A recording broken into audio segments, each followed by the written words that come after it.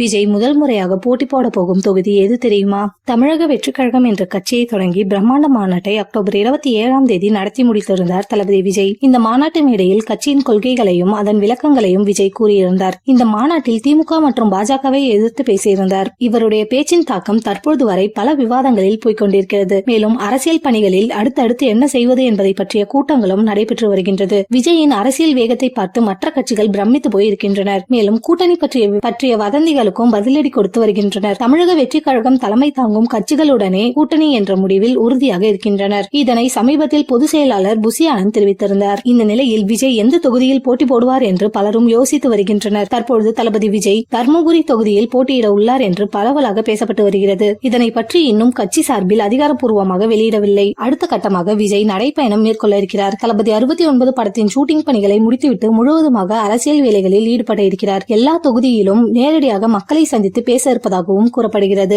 இதனால் அடுத்த வருடத்தில் விஜயின் அரசியல் சுற்றுப்பயணம் மிக தீவிரமாக இருக்கும் என எதிர்பார்க்கலாம்.